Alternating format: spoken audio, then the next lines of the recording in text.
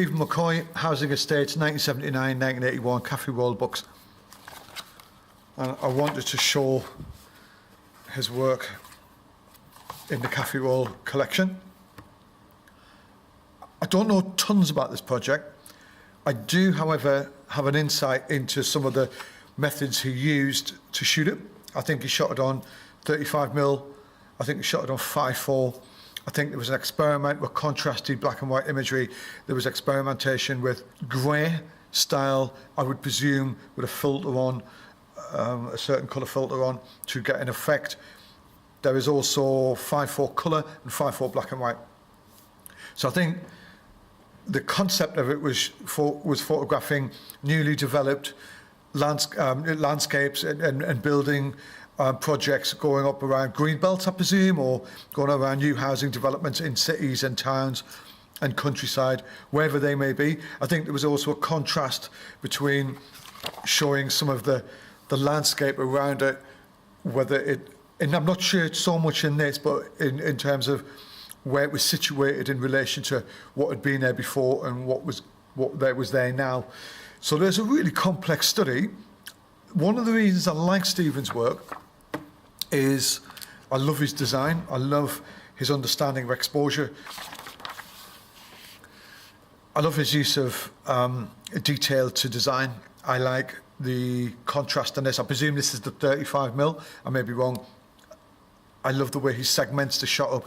He has a real understanding of exposure and composition, and there's loads of ways you could do this. And to get that depth, you know, he's playing with the blacks, he's playing with the whites, he's using that to separate the greys out. It's a great understanding, and there's loads of ways to do this. And never mind just getting the composition right and the angle of view right, the depth of field right. He's enhanced it all with exposure, and that's what sets this sort of shot apart. I love it. And almost like 35mm spindle holders there, you know, where the plastic goes inside to wind it along. Again, use of sunlight, time of day. Like, it's almost beaming. I can see it through the LCD. It's almost like the reflection is actually reflecting itself through my LCD screen. It's so bright. It's beautiful. Very clever.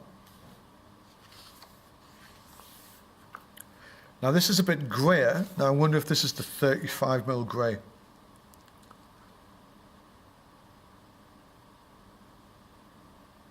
Interesting. This has got a grey tone to it as well. Looks like a filter tone on it, or it just could be used.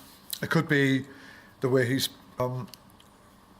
printed a final printout with a very low grade on the multi-grade paper. This almost looks like 5.4. I'm guessing here, I'm probably wrong on everything, but who cares? It's just me having an insight into it and learning from it myself, and that's what it's all about. And we all see things differently, and that's the beauty of photography. But that's almost the power of it as well, and the responsibility of the photographer when they're delivering a message. And I love the change. I wonder if this is 2 photographs stitched. I doubt it. There's such a change in the contrast now. And I'm looking, like I said before, I'm looking through the LCD, and it's almost like these are like shiny, these shots. It's so well executed.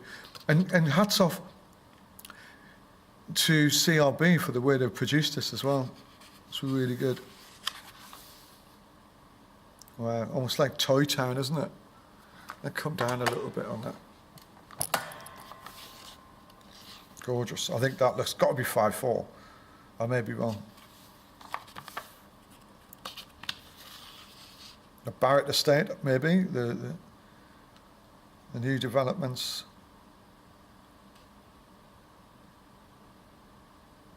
There's definitely a certain time of day and a certain light Stephen likes to use, and you can see that. And you can mask that up pretty much with when you shoot it, sort of when you're shooting with a grey effect and with a certain filter you put on. And I never talk about stuff like that because I think that's the discretion of the photographer and what filters they put on and stuff. And I roughly know what sort of filters they would use. But it's a bit of a secret in a sense.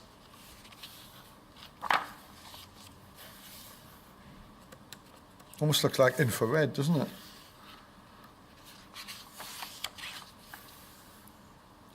Ford Granada, maybe.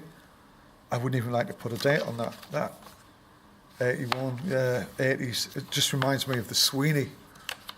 But again, just there's a brilliance of light coming through. When I'm looking through the LCD, I can see this almost sheen light to this. It's truly brilliant. I hope it comes out on the YouTube video.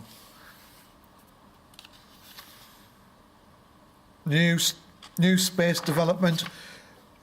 You know, the changing of the industrial age to the retail parks to the changing of communities. The 70s and 80s was a massive transition spot for industry and the movement of people, and I can see some of that movement in these pictures. And this was a really important time for industrial change and jobs and stuff around the UK, and it only got worse, really. And there was the need to build new housing for a shift in changing population around the country because people were starting to move around more. Anyway, I love Stephen's work. I'll put a link, if I can find one, which is pretty hard, for his website. I cannot, to the date, find one, but I'll definitely will put a link on for CRB. Thank you.